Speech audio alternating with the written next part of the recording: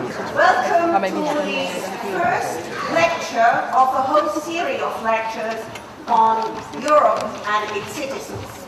And I must say I'm very proud as one of the co-organizers. Generale organizes this lecture series together with the Faculty of Law, and it's partially financed by the Ministry of Foreign Affairs to bring Europe closer to its citizens. Now, we want to choose lectures which give a very broad possibility for discussion. And I think to have chosen the issue of Europe and the Islam shows with the very large audience and a special speaker with Henryk Broder as the main speaker today, and Franz van der Velde, professor in Amsterdam at the Free University of Amsterdam, specialized in Islamic law. I think we have a very interesting possibility to discuss Europe and the Islam. Now, Henryk Broder is very known, specifically, and I would like to quote, because he will get the Ludwig Börne Prize 2007 of the jury, and they say, and I quote it first in German, freier Geist, der leidenschaftlich und feurig schreibt, oft polemisch und ohne Rücksicht auf political correctness, aber immer unabhängig und überraschend. Now, a free spirit who writes with patience and with fire, often polemic and without any reference to political correctness, but always independent and surprising. Now, I hope precisely that we will have this. So I welcome Henryk Broder for this opening lecture of the series Europe and its Citizens.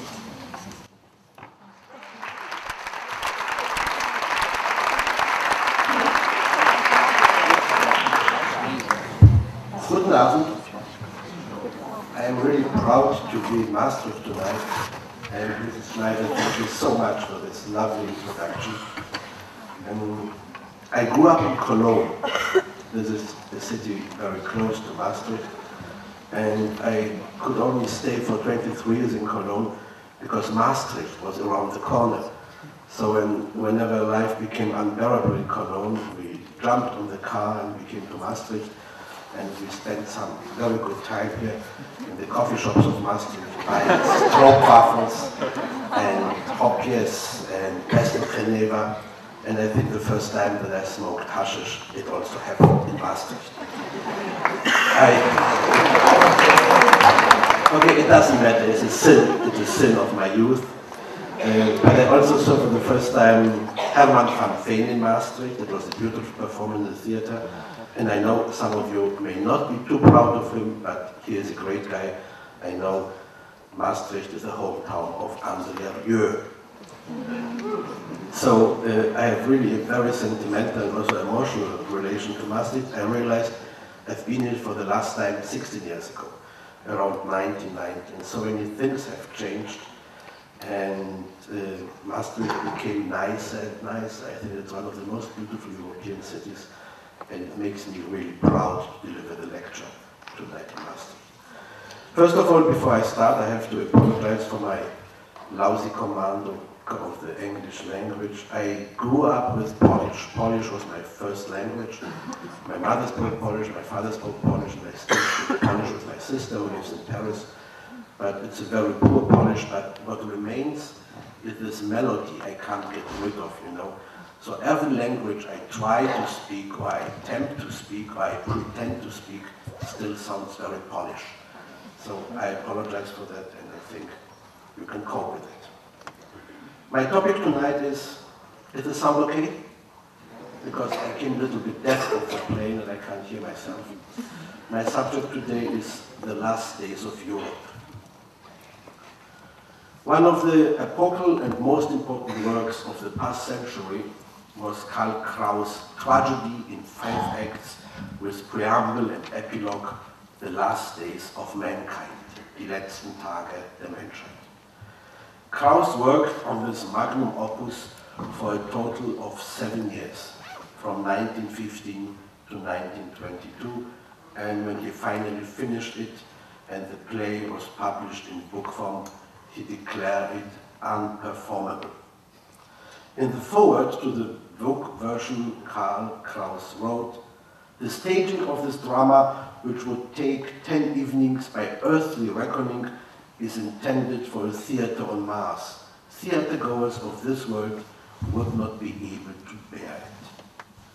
Kraus refused offers to stage the play from well-known directors like Max Reinhardt and Erwin Piscator, but on January 15th, 1930, more than 70 years ago, the epilogue to the last days of mankind was performed at the Berlin Theater am Schiffbauerdamm, the famous Brecht Theater, directed by Heinrich Fischer with music by the great Hans Eisler.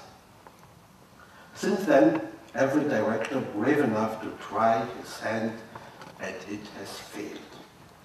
There have been some successful readings and also great sound recordings, including one with Helmut Qualtinger. Some of you may know him.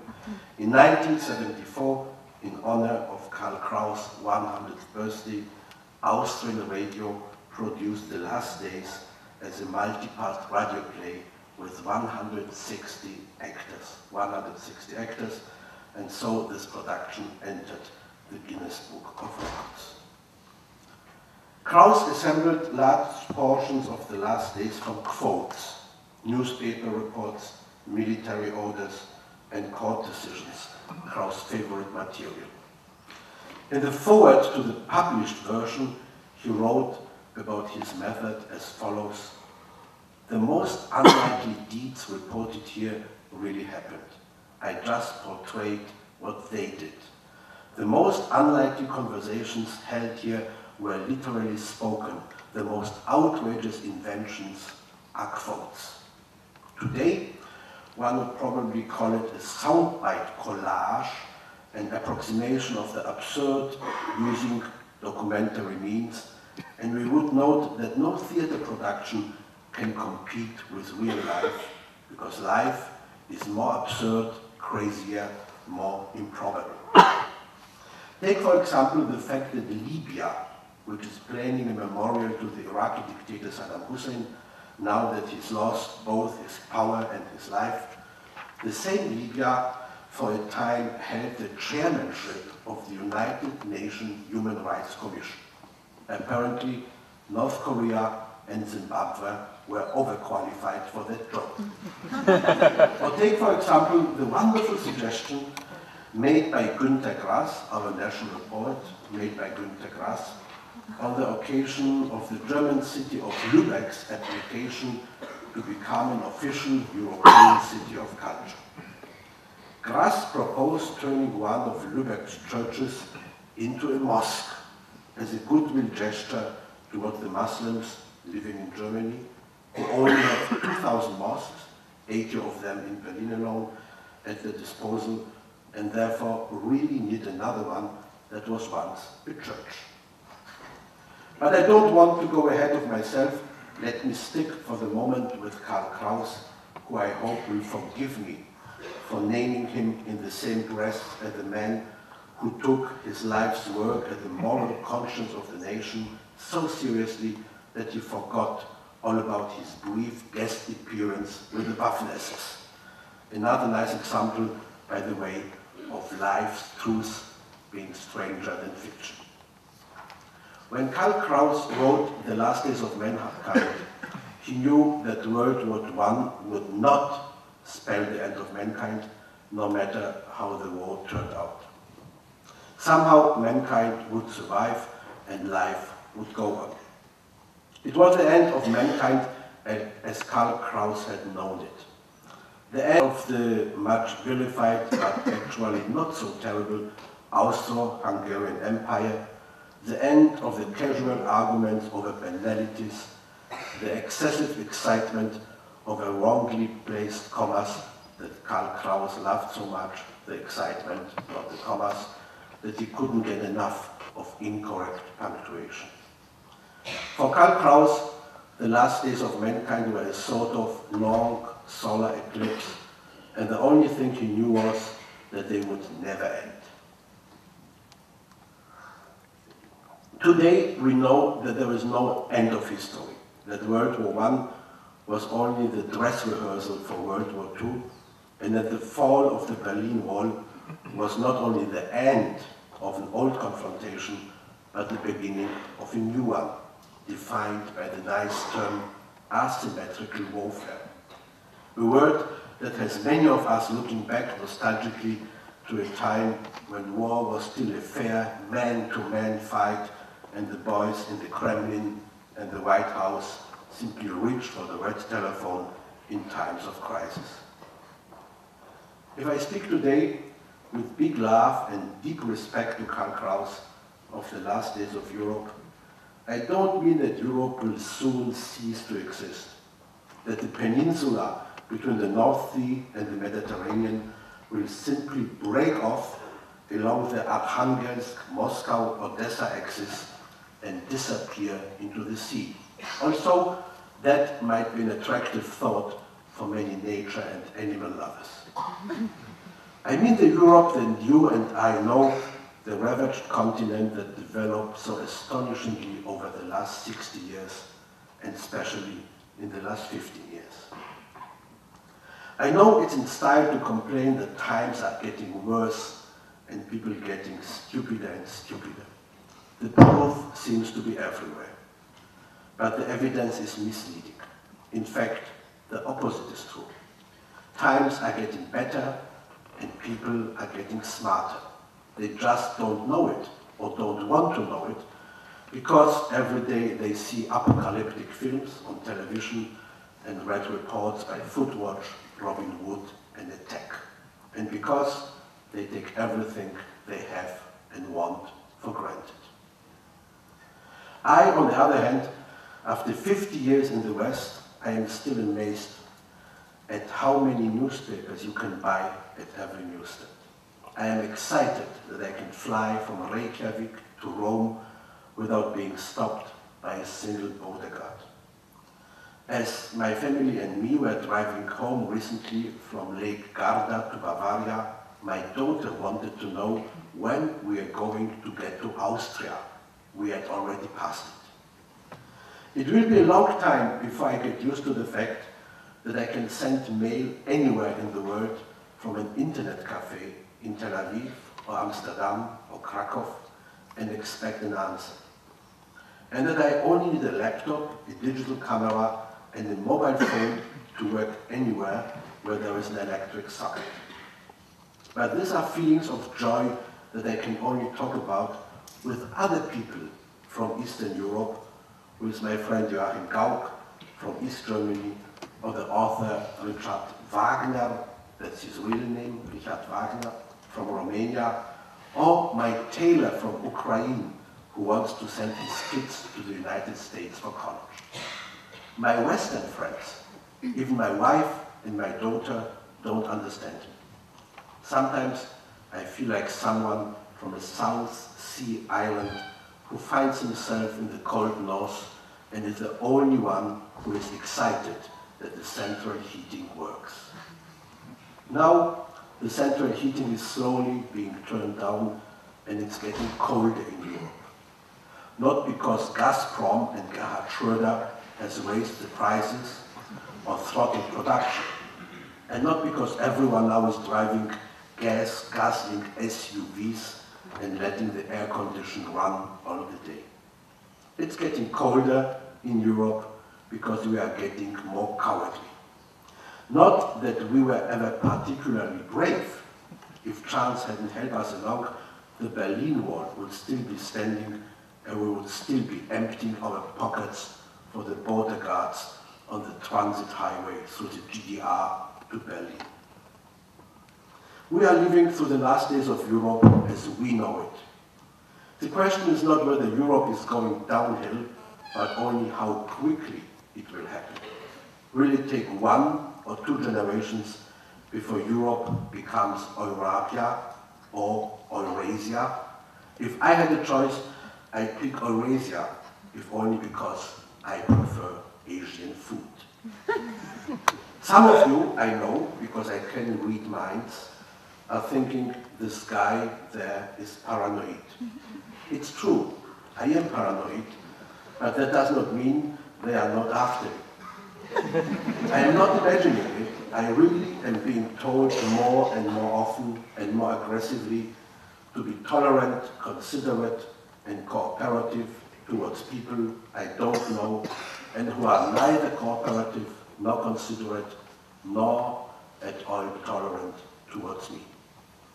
These days, it's the end of February, we celebrate the anniversary of an event you must not forget in case your grandchildren should ask you one day, Grandma and Grandpa, when and how did it all start? Then you have a choice. You could say, it started on September 30th, 2005, the day the Danish newspaper Jyllands-Posten published a dozen cartoons about the Prophet Muhammad that were so harmless and innocent that it took months before anyone noticed them. Or you could say, it began the Danish embassies were attacked and burned in Beirut and Damascus. Or the day that thousands of ranting demonstrators took to the streets of London to protest the publication of cartoons they had not seen in a newspaper whose name they could not pronounce.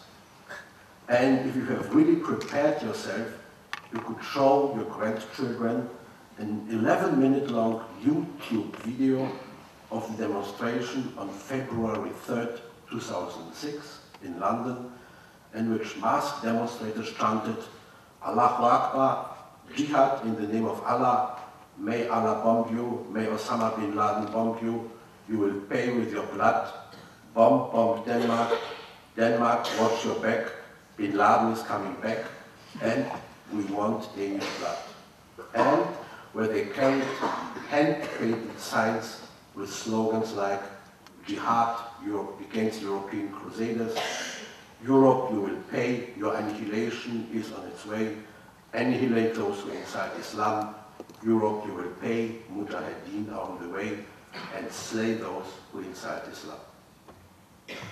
It was only one of many peaceful demonstrations from Islamabad to Rabat, London to Jakarta, whose participants took the Mohammed cartoons as an excuse to release pent-up resentments.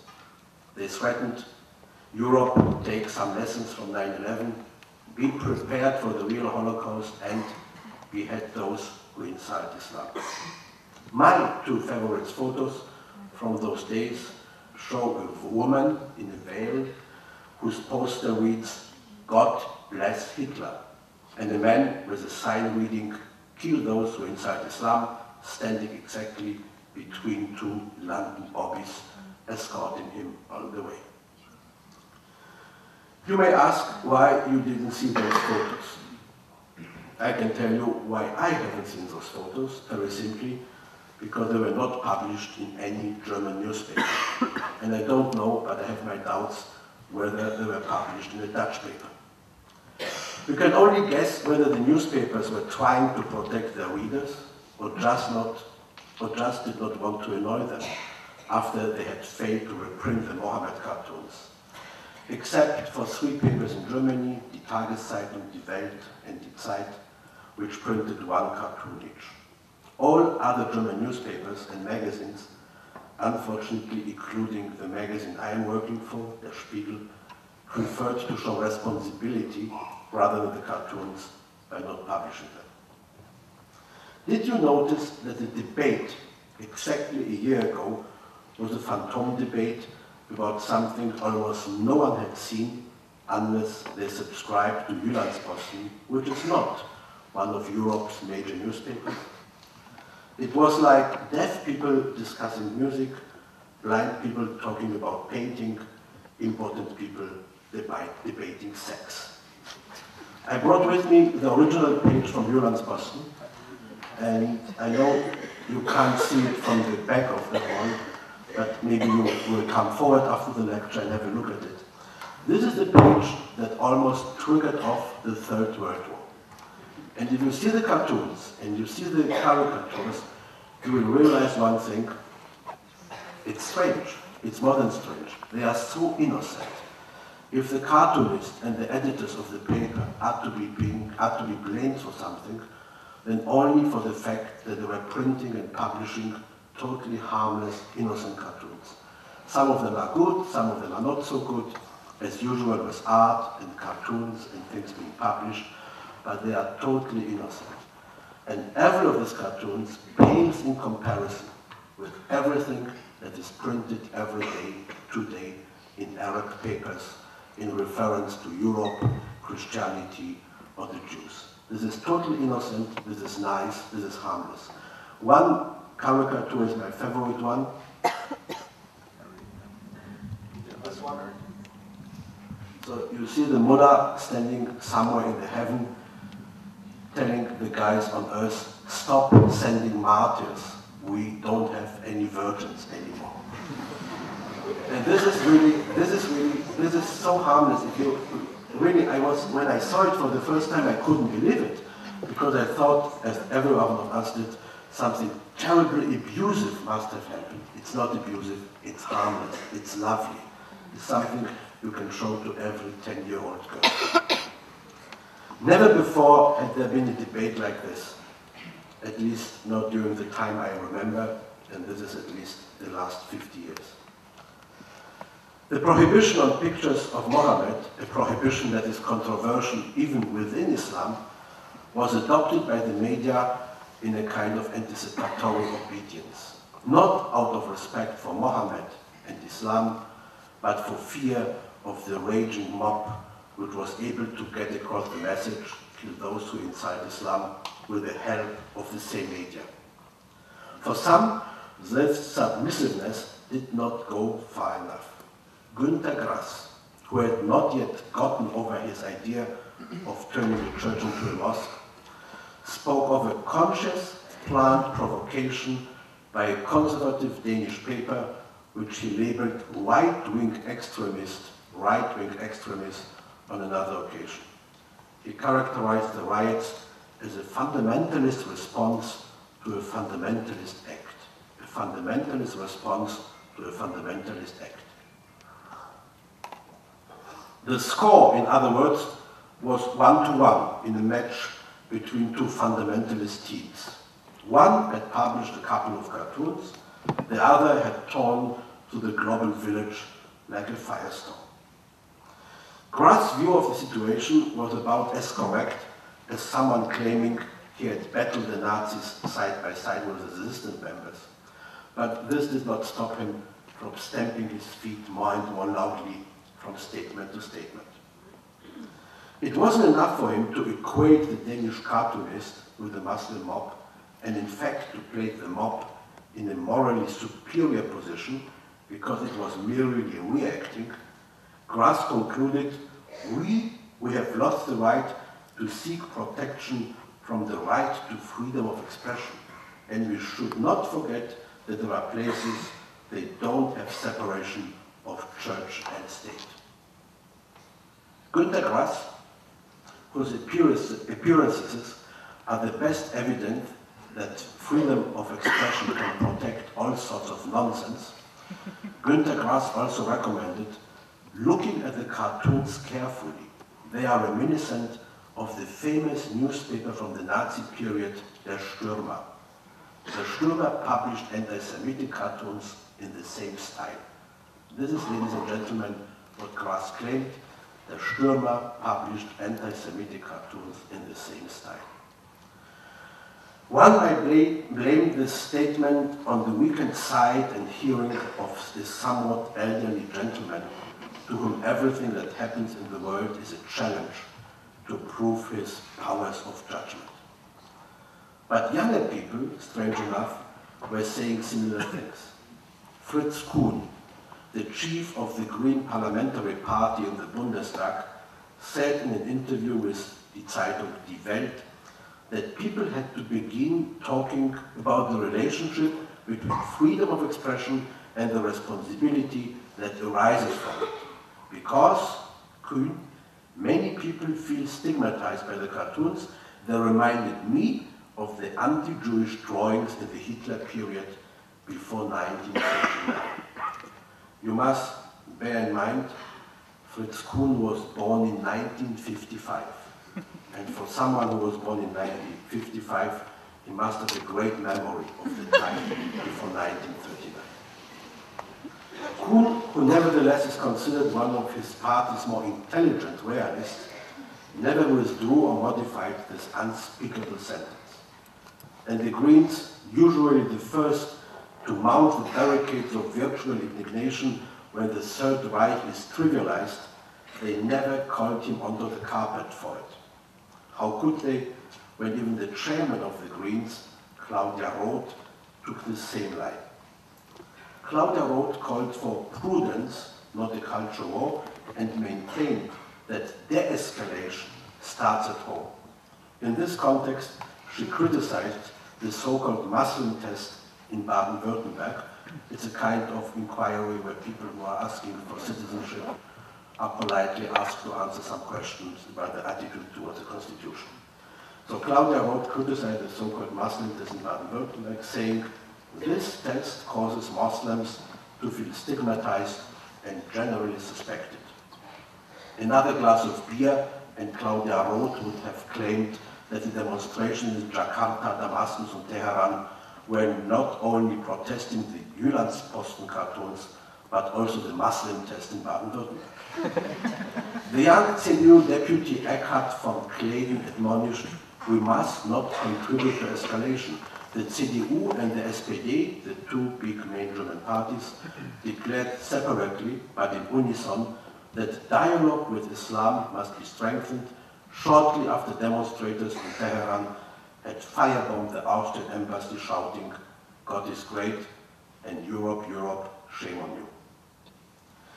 If one followed the events of those days closely, I mean it all happened the day before yesterday, exactly 1 year ago, if one followed the events of those days closely, one found oneself thinking of the great Bavarian doctor and writer Oskar Panizza, sentenced by a Bavarian court in 1895 to a year in prison for offenses against religion for writing a satire about the Vatican called The Love Council, Das Liebeskonzil.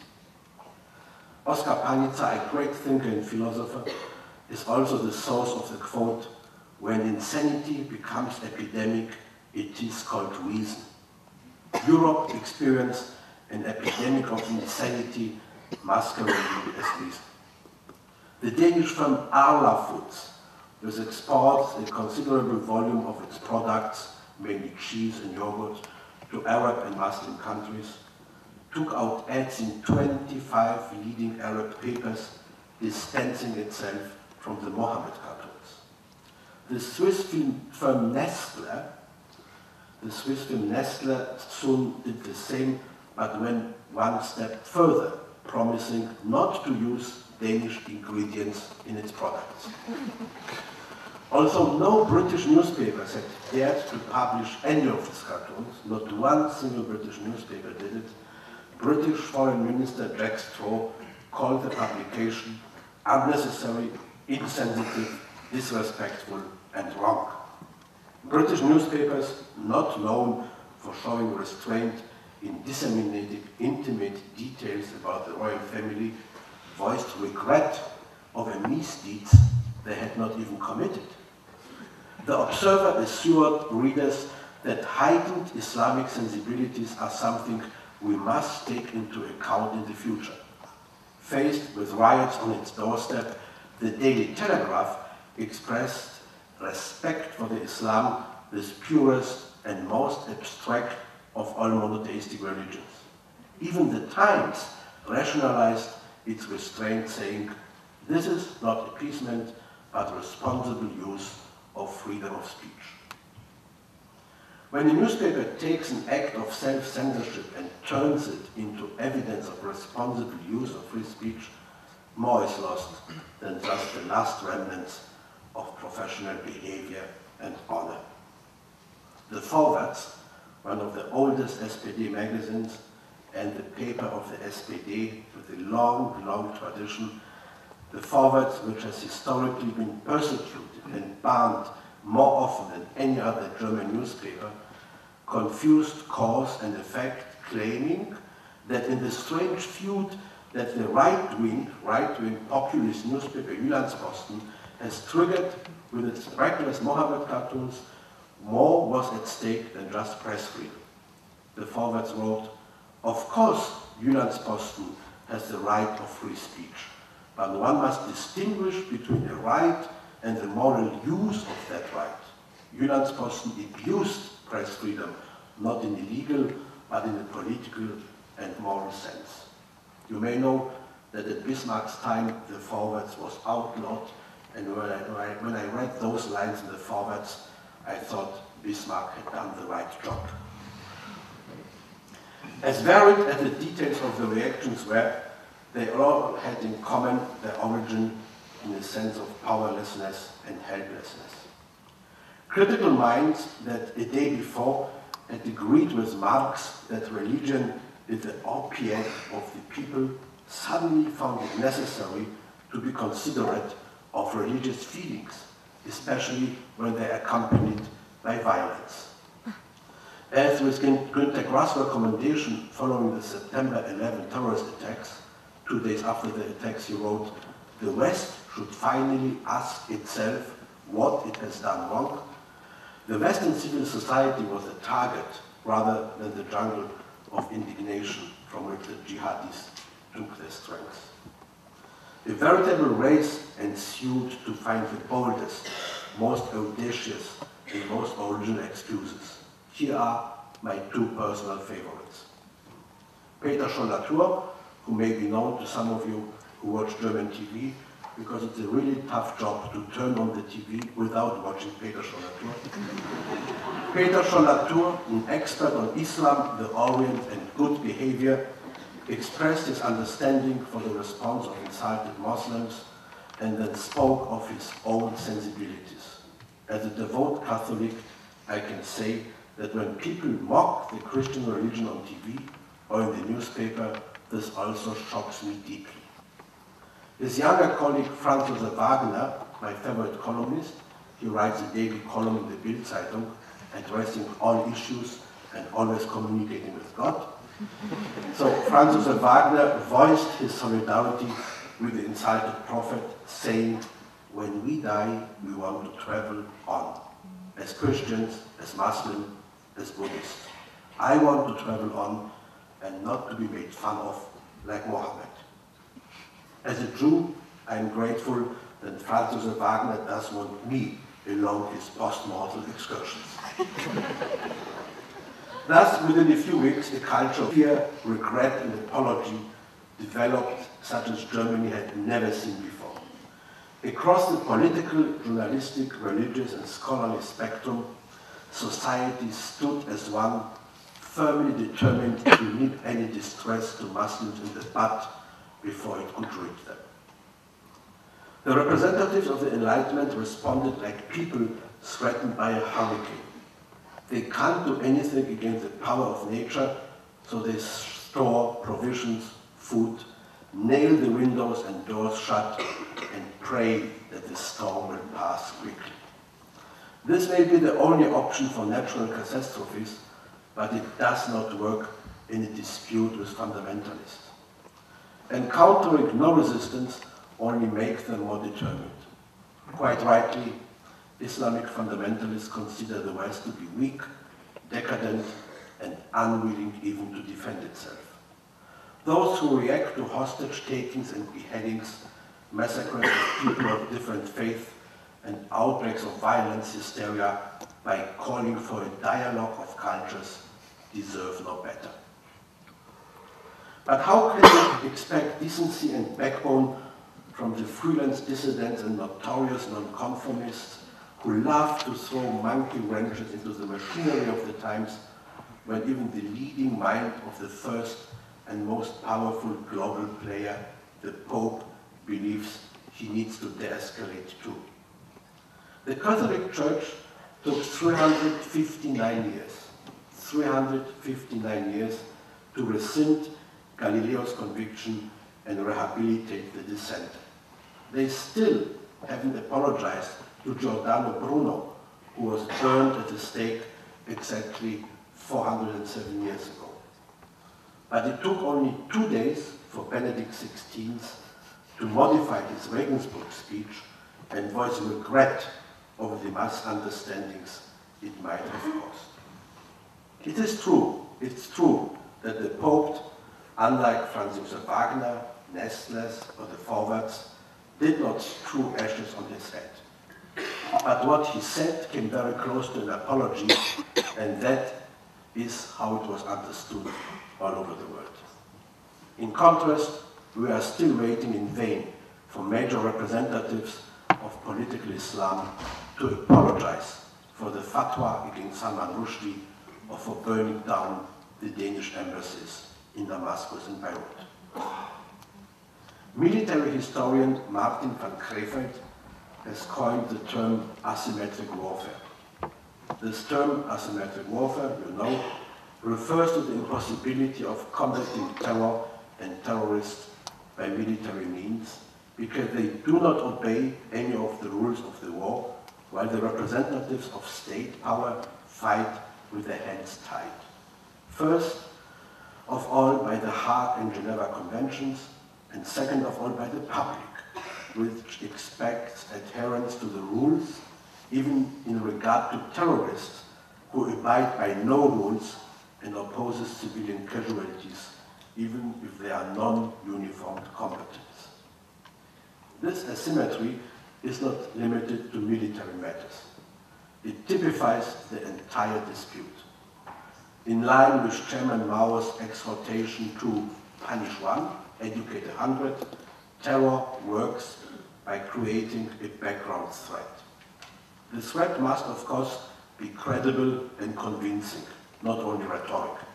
That's why Daniel Pearl's beheading was filmed and placed on the internet, and why the murderer of Dutch filmmaker Theo van Gogh combined his deed with a warning to anyone else who failed to show Islam the necessary respect. You may know the quite famous German artist Hans Haacke. He is really a household name in Germany. I guess he is not so popular in Holland, but in Germany he is somewhat. For him, art is a means of participating in political discussions, getting to the heart of problematic matters in striking fashion and provoking controversy. He is a very smart, very intelligent guy, a very good artist, and a courageous man. Haacke accepts no taboos, except for one. In a long interview recently with Die Zeit, he was asked why he has done no works dealing with the role of Islam. Hans Haacke answered, I quote him, "And I won't be doing I don't be doing one anytime now. The relationship with Islam seems so complex and explosive to me that I don't dare. Too much explosive material has built up on all sides. You can't predict who might suddenly go crazy." The interviewer persisted. "Mr. Haacke, you said before that an artist can't be a coward," to which Haacke explained, "Not being a coward shouldn't be confused with being foolhardy. When I did critical pieces on apartheid or on Bush's policies, there was no reason to be afraid anyone would be risking life or limb. I knew the American National Guard wouldn't come in shooting." Haacke did not need to say who might appear unexpectedly on his doorstep if he criticized Islam. It was obvious. But he could not resist mentioning that Mohammed cartoons were not about free speech, but about provoking a religious minority in Denmark. He called his own attitude that of a detached observer, not cowardly, but wise. Not cowardly, but wise. In German, it sounds even better. Nicht feige, sondern weise. There could be something in that if he had not otherwise taken any opportunity to speak his piece. A bit of violence seems to be helpful to turn cowardice into wisdom, like water to wine. Punish one, educate 100. And just a small step from active abstinence for wisdom's sakes, like practiced by Haacke, to passive collaboration. The idea that one is acting wisely by quickly coming to an understanding with political Islam has long since entered the popular mindset. Some talk about a dialogue of equals, Dialog auf gleicher Augenhöhe, for which they will bend over backwards. Others talk about developing interfaces, Schnittmenge. Recently, Oscar Lafontaine, once the Social Democrat chairman and candidate for chancellor, talked about interfaces between left-wing politicians and the Islamic religion. In an interview with the former communist newspaper Neues Deutschland, Lafontaine said, "Islam is concerned with community and thus contradicts the concept of exaggerated individualism in the West that threatens to fail. The second point of contact is that devout Muslims are obligated to share. The left also wants the strong to meet the weak. Thirdly, in Islam, the prohibition on usury still plays a role, as it once did in Christianity, das Zinsverbot. At a time when the entire economy is in crisis because ideas of profit have become completely absurd, there are reasons for the left to enter into the dialogue with the Islamic influenced world." Lafontaine called on the West to exercise self-criticism and express sympathy for Muslims' indignation. He said, "People in Islamic countries have experienced many humiliations. One of the most recent is the Iraq War. It's about raw material imperialism." In his search for interfaces, Schnittmengen, Lafontaine overlooked one important point. If there really were to be a union between left-wing politics and Islamic religion, how long would he survive without his beloved sincere wine? His dialogue with the Islamic influenced world would take place with fruit juice and mineral water. If one wants to know what extremes are good for, if one wants to know what extremes are good for, one must go to extremes. Not that all the old utopians have failed, proving to be either monstrous misunderstandings or criminal enterprises, or new seduction has appeared on the utopian horizon, Islam. It's a simple, easily understandable system that offers a solution to many problems.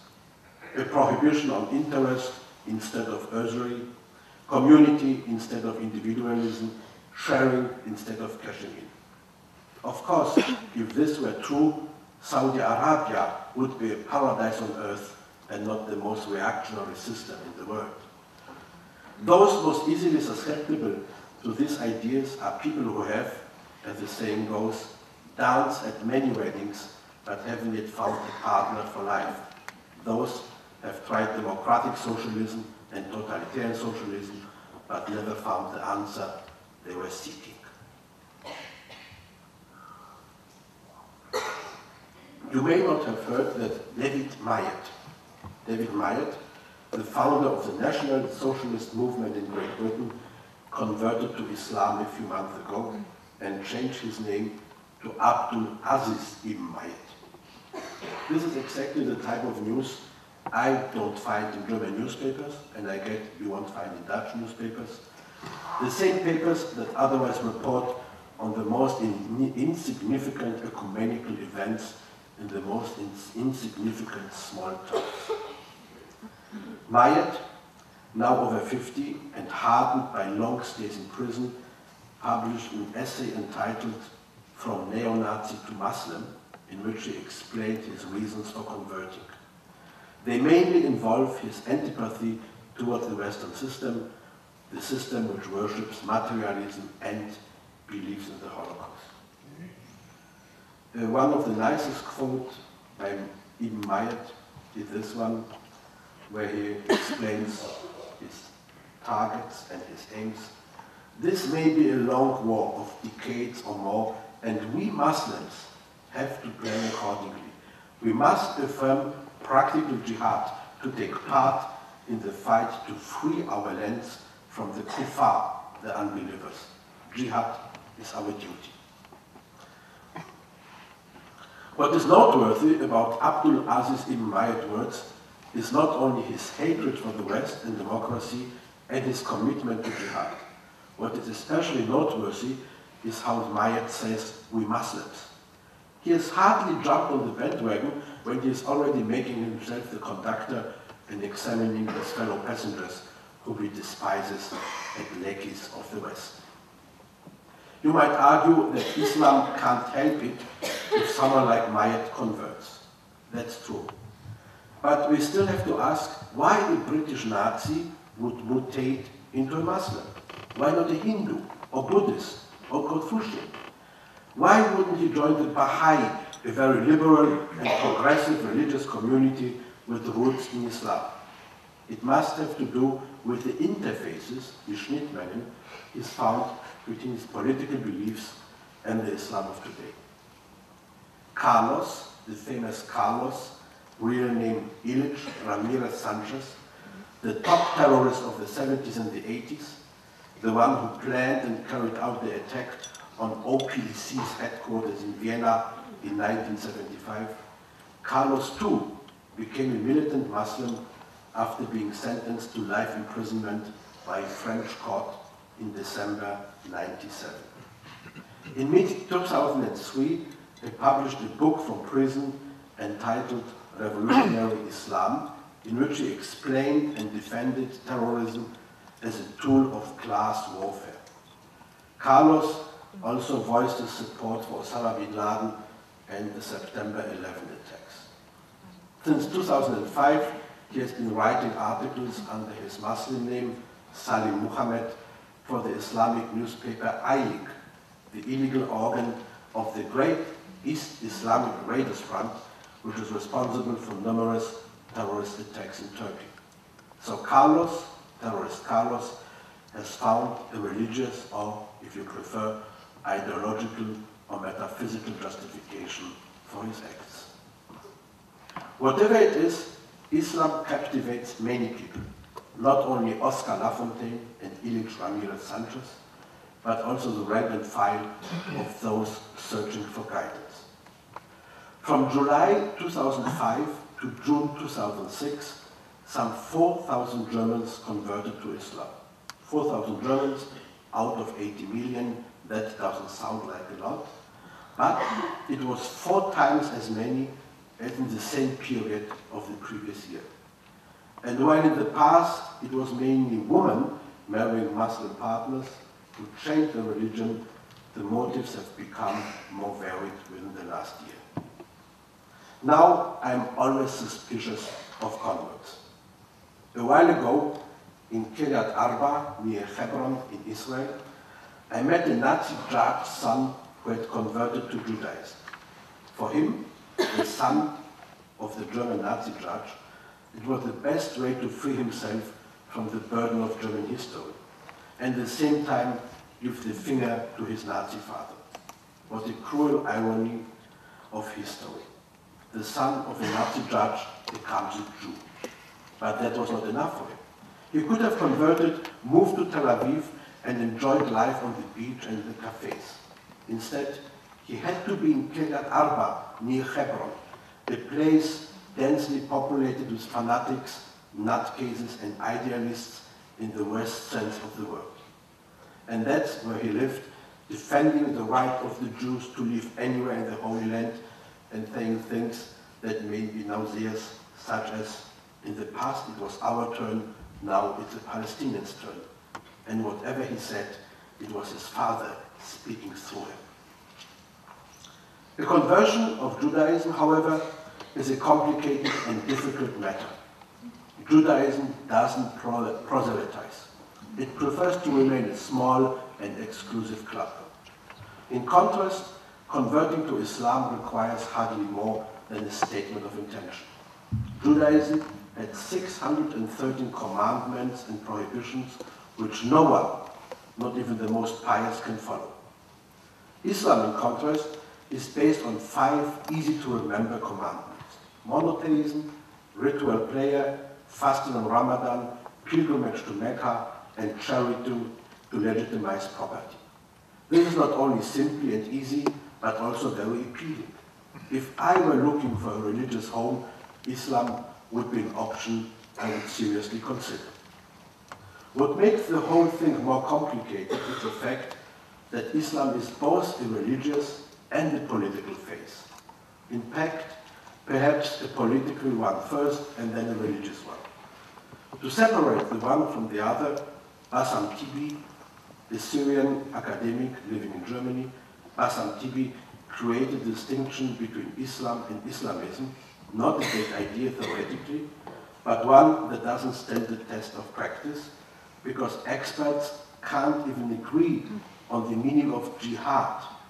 Is it inner effort or war against unbelievers, or maybe both, depending on who is calling for jihad and why? We are also told over and over that Islam prohibits suicide and that suicide bombers cannot be Muslims. But we are also told that it is not suicide if it targets enemies of Islam and if the perpetrator sacrifices his life and becomes a martyr. In this way, terror can be rationalized and any violent action justified as a sacred act. But there are some questions waiting for clarification. Are there really 72 young virgins in heaven waiting for the martyr, or is it only one 72 years old virgin waiting for her redemption? And so we keep hearing the argument.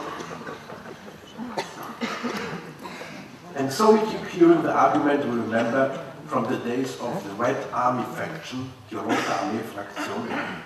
It's just a small radical minority that does not represent Muslims or Islam.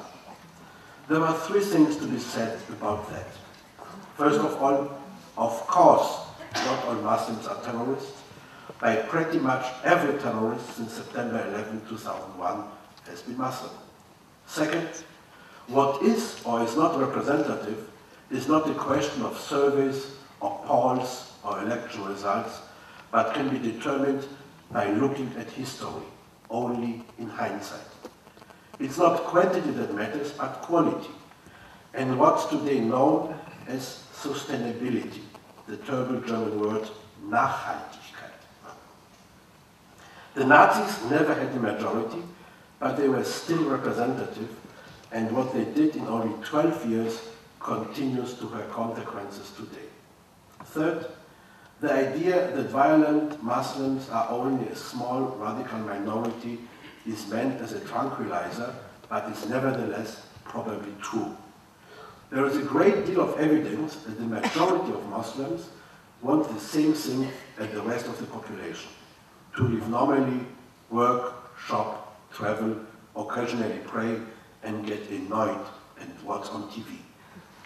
But this normal majority is not able, or for whatever reasons of ethnic solidarity, is not willing to discipline the small radical minority which is allowed to terrorize them and to represent them publicly.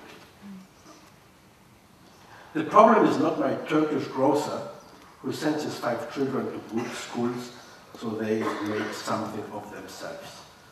The problem is the good guys in the majority society, die Gutmenschen, whose willingness to ignore problems or rationalize them away has grown to absurd proportions. The problem is, to give you one recent and fresh example, the problem is the judges on the administrative court in Kassel, Hessischer Verwaltungsgericht, who recently decided that 4 officials of Mili Görrisch, an organization officially considered hostile to the constitution, could keep their German citizenship even though they had concealed their membership in the organization when they were naturalized. The state of Hessen had rescinded the naturalization when it discovered the activities. The 4 guys sued the state and won before the Supreme Administrative Court of the state of Hessen. The court argued that the citizenship had not been obtained through trickery because they had taken the loyalty oath in good faith. The Hessen Minister of the Interior is now considering an appeal. Meanwhile, the 4 Mili Görrisch members can continue their Islamistic activities as German citizens.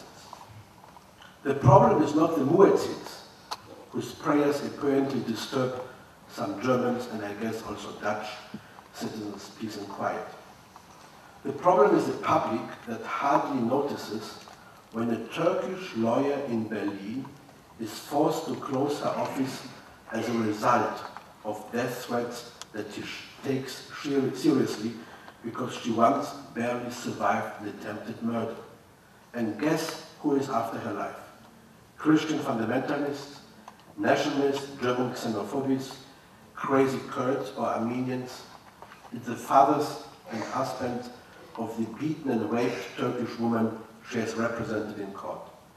The only organization that supported the lawyer, Seyran Ateş, the lawyer who had to close her office because of the threats, was Berlin's Gay Lesbian Association, which probably didn't do her much good in her own community. We have become used to many things that you write off as the collateral damage of the multicultural society. That Salman Rushdie had to live in hiding for over 10 years while we carried on a kritischer Dialog with those who had issued the fatwa against him. That the Green member of the German Bundestag, Akin Deligers, required round-the-clock police protection after she called on Muslim women to take off their headscarves and was flooded with hate mail and death threats. That the French philosopher and professor Robert Redeker has been forced to live like Richard Campbell, the fugitive, because he published a piece in the French newspaper Figaro dealing critically with Muslim reactions to the post-Regensburg speech, an act that was seen as an additional unacceptable slight. And we never ever discuss the constant readiness of many Muslims to feel insulted, offended and hurt because we know that even posing that question could insult, offend and hurt them, and we know the consequences of that. So what's the way out? If you can beat them, join them. The former Dutch Minister of Justice, Piet Hein Donner, declared that he could imagine introducing Sharia law in Holland if the majority of Dutch voters wanted it. My congratulations. And on the homepage of the Minister of the Interior in the federal state of North Rhine-Westphalia, just across the border, you will find an affidavit proving the compatibility of Sharia law with the German constitution, the Basic law. So, it's quite possible that you are hearing a lot of I have told you for the first time. After all, it's possible to get through even the most unpleasant situations quite well if you just make your perceptions more selective. If you do what I've been doing for a long time, ignoring reality. The power of denial is not a Freudian invention, but a very useful human trait. It's also possible that you consider my claim that we are living through the last days of Europe before it becomes Arabia to be correct in principle, but grossly exaggerated. I'll be happy to be proven wrong. But I'm afraid it's a society that is too comfortable and too lazy to reproduce because the state can't provide complete security from cradle to grave, is also too comfortable and too lazy to realize which achievements of the Enlightenment it should be defending. Freedom of opinion, freedom to travel, or just the freedom to redefine cowardice as wisdom.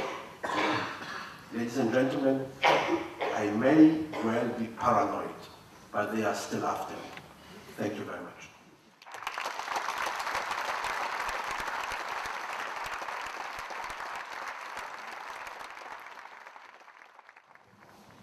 Thank you so much. Well, I listened with great interest to your expose, and I have still some comfort for you. Recent linguistic studies of Quran have discovered that if you go to heaven, you will not find 72 virgins. That was a mistaken interpretation of Quran. Modern linguistic research turns out that it is a handful of dark blue grapes instead of your virgins. How disappointing. Well, maybe less disappointing is too that although Quran forbids you to drink wine, you, with your German history, will certainly enjoy that beer is not forbidden. At least some experts explain Quran as if it's only concerns wine and not beer, so you are able to get your beer instead of apple juice. But I must agree with you, we are facing a huge problem. Conflict between, in which religion is used as a weapon to gain power, and the cartoon problem is certainly an example where not primarily the religious problem, but political problem was at stake. It was taken over by political interest. As you mentioned, in Damascus, a European Union embassy was burned down, but it were not the people as such.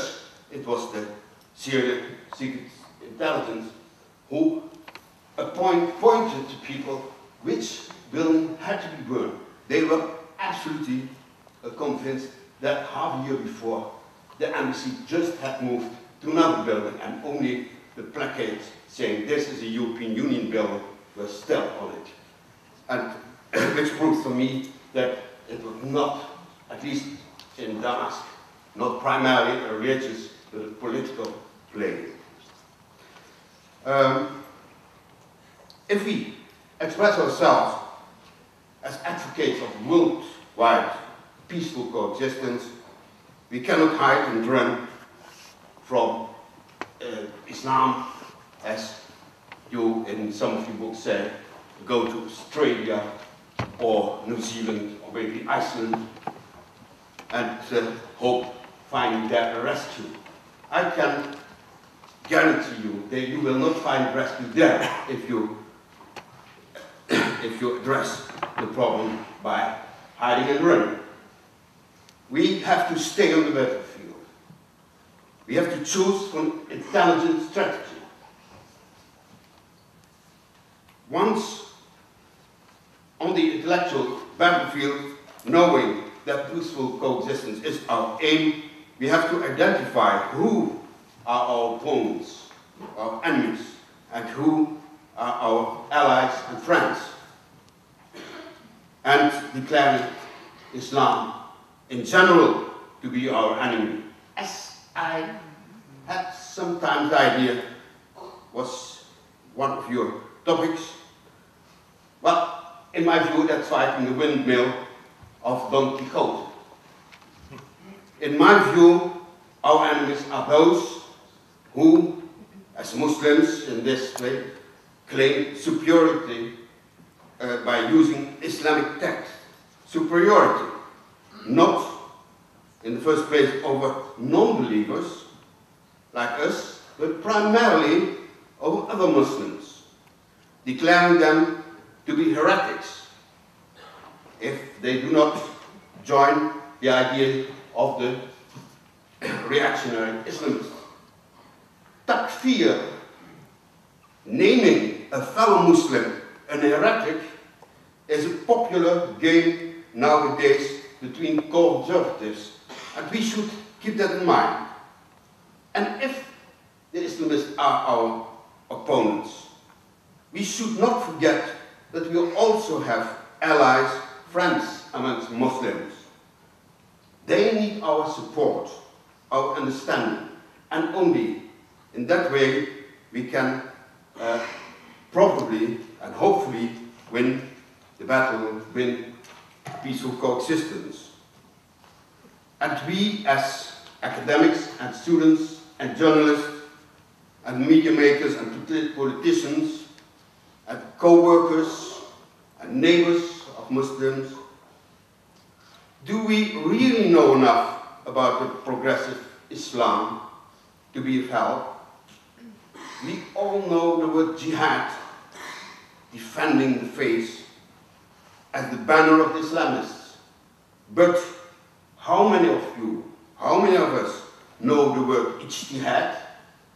The same stem comes, the same verb, jahada, which means to do your utmost best, but ijtihad as the logo of the progressists, which means adaptation of Islam to today's life. Are we really aware that Islam also has a progressive part, which is as old as the conservative and as old as Islam itself? And even in recent years, while the Western world was obsessively gazing at conservative Islam, important innovations based on ijtihad took place. Let me give some examples. In Egypt, as we know, the Sharia divorce is generally said to be women unfriendly, which it is. However, in 2000, Egypt made divorce almost as easy for women as it is for men by using ijtihad, by referring to a saying of the Prophet 14th century ago: woman, if you return your bride's gift, your mahar, to your husband, he has to let you go. And some years later, 2004, That's what I was aware of, but I couldn't stop it, so. Okay, here we are again. This is better. Yes. In 2004, the Moroccan family code was drastically revised using ijtihad in an attempt to align the Moroccan family law with the universal principles of human rights. This was an amazing and a fascinating result they reached. And less than a year ago, one of the leading scholars of today's Islam, in principle, originally a very traditional man, Hassan Abdul-Rabi, foreman of the Sudanese Muslim traditionalists, made some revolutionary statements in BBC television on the interpretation of Quran. But he said that the prohibition of Muslimas, Muslim women, to marry non-Muslims was a false interpretation of Quran. Of course, directly was attacked by fatwas by his colleagues in Sudan, but nevertheless, he, as the leading scholar in Sudan, didn't say that without reason, because really he was convinced that modern times asked for an adaptation of Islam to the needs of today. And he said even that the testimony of a woman was worth half that of a man was absolutely stupidity. He said if a woman is an expert in a field, you have to give her much more value than the testimony of a man who is maybe not an expert. And returning to our battlefield, we might ask ourselves if we have already identified all our allies, all our friends. And here I would like to point at the contribution made by progressive Muslim women. We all heard that in Canada, in Ontario, there was a proposal to introduce Sharia on the basis of arbitration. This plan luckily failed. Not by Western scholars, not by Canadian politics, but by whom? By Muslim women organizations who said this is absolutely against our interest. This is not what the Islam should be in nowadays time. Well, and if you have our allies and our opponents, we regretfully also have our fifth column. As you know, in the Spanish Civil War, this column was a very important part of the game. We have it here too, and who are the fifth column, in my view? That all the politicians and all the journalists and all the media makers who proclaim to know about Islam, but really do not have the slightest idea of it. Well, many of you know that about a year ago, our Queen visited the oldest mosque in The Hague. And she didn't shake hands with this man. And the state,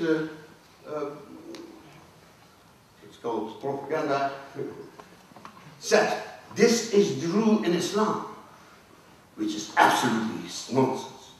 There are some side authors from the Middle East who once said it, but that's absolutely not accepted by the great author in Islam. Nevertheless, what do we see? Some months later, women, Muslims, being teachers at school, said, from now on, I do not shake hands anymore. I learned from the newspaper that this is the rule in Islam. I do it. And you see, we have really fifth column. Fifth column, if you listen to our politicians in The Hague, again and over again, we can experience this lack of knowledge. And exactly, it's not. Not all of us can become Islamologist or whatever. And me myself, I'm a lawyer, I'm foremost, and I study Islam from a legal point, but not from a general Islamic point, Islamological point. But nevertheless, I do not dare to say too much in too abstract and too definite way about how Islam is. I know Islam has many faces. That's for sure. To conclude my observation, I like to stress that we in Europe, if we want human rights and peaceful coexistence to continue as cornerstones of the European community, we more openly have to accept that Europe has become a multicultural society, and in the virtual battle we have to face in a more intelligent way who are our friends and who are our opponents. That's my conclusion. Thank you.